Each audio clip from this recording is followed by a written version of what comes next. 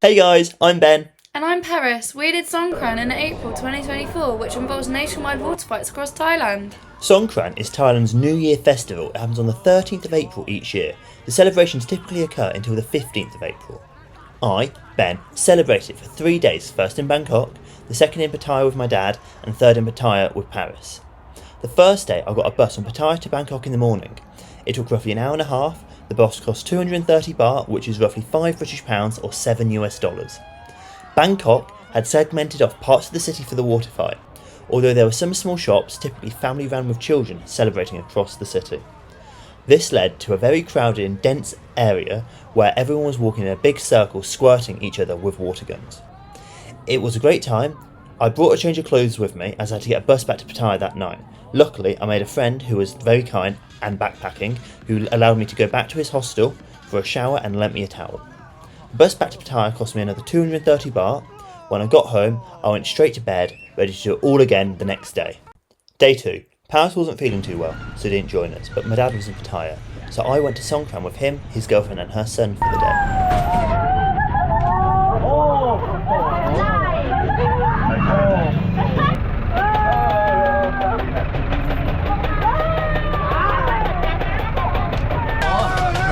My back is turned.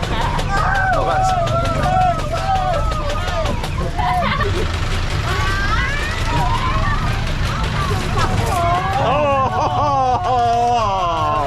Sorry.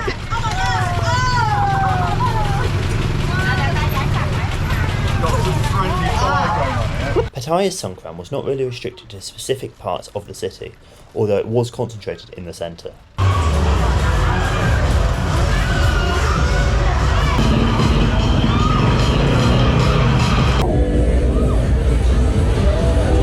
The centre of the city was essentially gridlocked. If you're not interested in getting involved in the water fights, I'd strongly suggest avoiding Pattaya for the Songkran celebrations. I found the atmosphere in Pattaya to be a lot more lively than in Bangkok.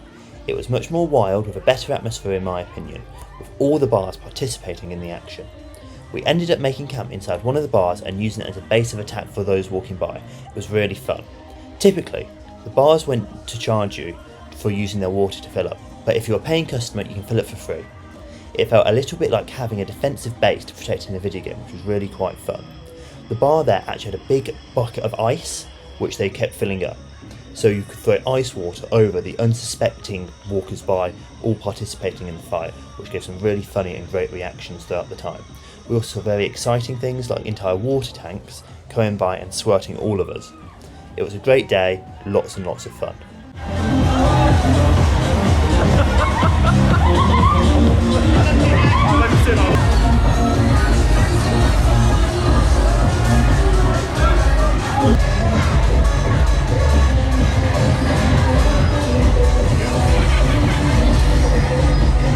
Day 3.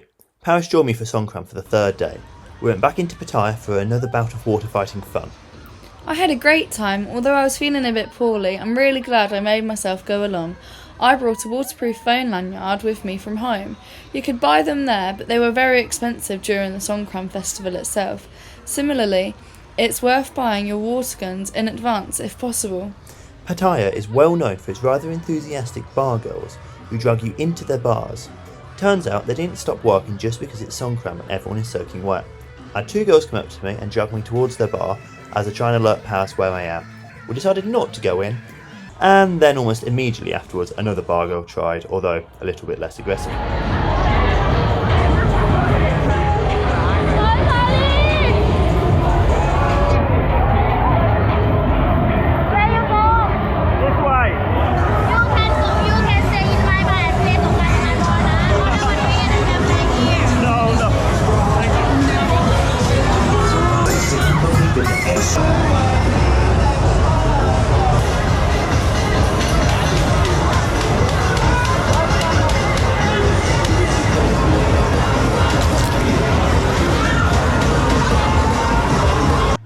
We carried on and eventually reached the beach, where Paris decided to go for a swim in the sea.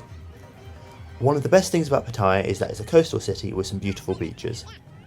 I like Songkran earlier in the day, where it was bright, sunny and warm. Heading out late morning or early afternoon is probably a lot better than later on. Despite Thailand being a very hot country, especially in April, the sun sets around 6 p.m. and you do end up feeling a bit of a chill and very damp after sunset, especially with ice water being thrown over you. The day was drawing to a close and sunset was near. After the swim, we continued walking along one of the main roads until we found a food market. We did try crocodile later on in the trip and found it very good, but today we opted for some duck. Sadly, Paris was not a fan.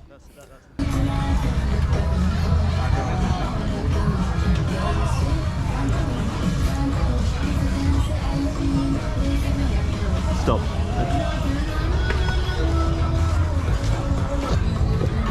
What's wrong with it? I think there's a bone. I don't think she likes the bone.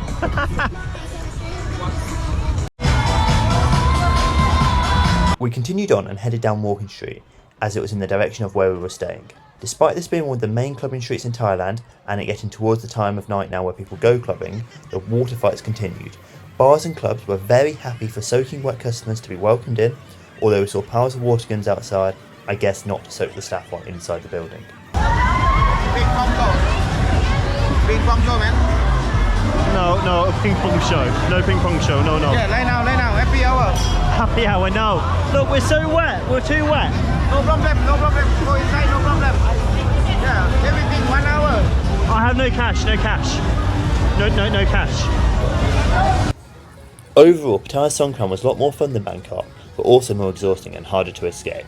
If you're planning to come to Thailand for Songkran in 2025, 2026 or some other future year, I'd strongly recommend exploring Pattaya as an alternative to Bangkok, although I'm sure it's great fun in Phuket or in Chiang Mai too.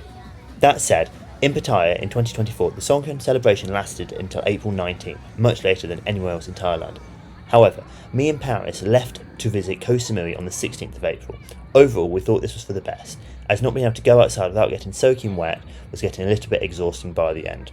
We both had a great time, and we honestly recommend Songkran as a great celebration to go and visit and do while in Thailand.